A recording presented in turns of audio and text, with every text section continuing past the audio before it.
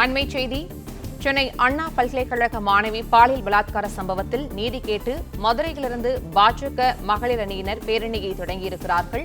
கூடுதல் விவரங்களை செய்தியாளர் ராஜ்குமார் வழங்க கேட்கலாம். ராஜ்குமார், வணக்கம். தற்போது பாஜக மகளிர் அணியினர் பேரணியில் ஈடுபட்டிருக்கும் நிலையில் அங்கிருக்கும் கள நிலவரங்களை பதிவு பண்ணலாம். சென்னை அண்ணா பல்கலைக்கழக மாணவி பாலியல் சீண்டலின் உண்மை நிலையை மறைக்க முயலும் இந்த அரசை கண்டித்து பாதிக்கப்பட்ட மாணவிக்கு நீதி வேண்டி பாஜக மகளிர் அணி சார்பில் நீதி யாத்திரை இன்னும் இந்த யாத்திரையானது துவங்க உள்ளது. இந்த சிம்மக்கல் பகுதியில் உள்ள செல்லத்தம்மன் கோவில், அது கண்ணகி நீதி கேட்டு புறப்பட்ட இடமாக கூறக்கூடிய இந்த இடத்தில் இருந்து தற்பொழுது அந்த பேரணி புறப்பட உள்ளது. முன்னதாக இங்கு வந்த பாஜக நிர்வாகி குஷ்பு மற்றும் மகளிர் மாநில தலைவி உமாபாரதி ஆகியோர் தற்பொழுது இந்த திரளான மகளிர் அணியின் முன்பாக அவர்கள் உரையாற்றி வருகிறார்கள். இன்னும் சற்று நேரத்தில் இங்கிருந்து பேரணி துவங்க உள்ளது. இந்த தடையை, அதாவது போலீசாருடைய தடையை மீறி பாஜகவினர் பேரணியாக செல்ல இருப்பதால 100க்கும் மேற்பட்ட பெண் மற்றும் ஆண் போலீசாரும் இங்கு குவிக்கப்பட்டிருப்பதால் இங்கு ஒரு பரபரப்பும் ஏற்பட்டிருக்கிறது.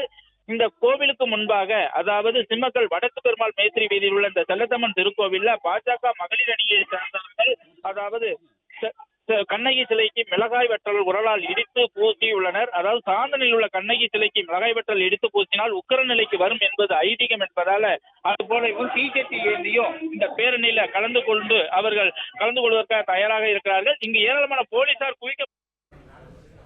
விவரங்களுக்கு நன்றி ராஜ்குமார்.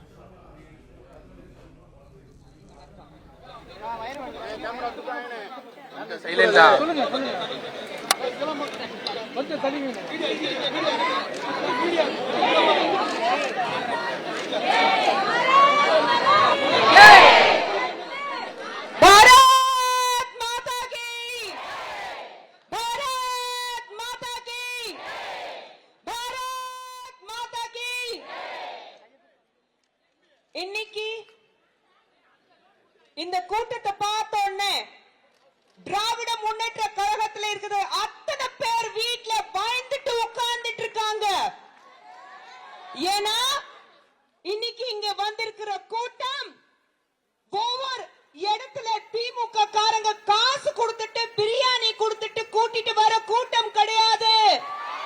இது நீதிக்காக போராடிட்டு இருக்க வந்த கூட்டம். இது ஒவ்வொரு தாய்மார்கள் வீட்டுல ஒரு பெண் குழந்தை வச்சுக்கிற ஒவ்வொரு வீட்டிலையும் இன்னைக்கு எல்லாரும் அண்ணா பல்கலைக்கழகத்துல ஒரு மாணவிக்கு ஈடுபட்ட ஒரு பிரச்சனைனால தெருவுக்கு வந்து போராடிட்டு இருக்காங்க.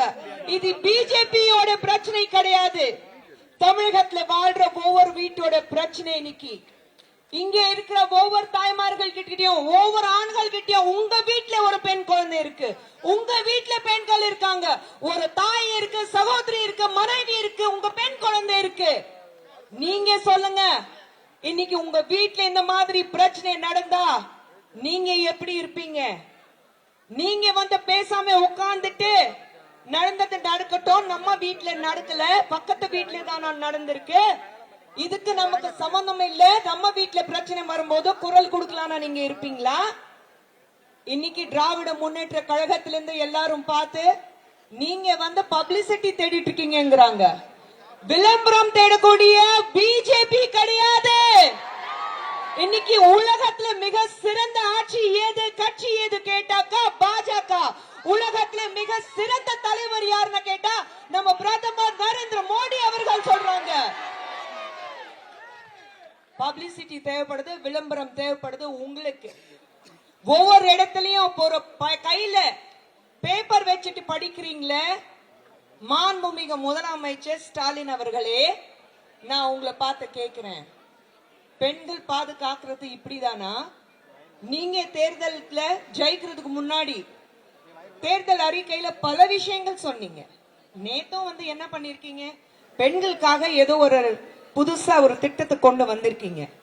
பெண்கள் காப்பாத்துறதுக்கு வக்கில்ல, பெண்களுக்கு திட்டம். நீதி வேண்டும், நீதி வேண்டும், தாய்மார்களுக்கு நீதி வேண்டும், பாதுகாப்பு வேண்டும், பாதுகாப்பு வேண்டும், மாணவிகளுக்கு பாதுகாப்பு வேண்டும். யாத்திரை, யாத்திரை, பாஜகவின் யாத்திரை, யாத்திரை, இது யாத்திரை, பாஜகவின் யாத்திரை.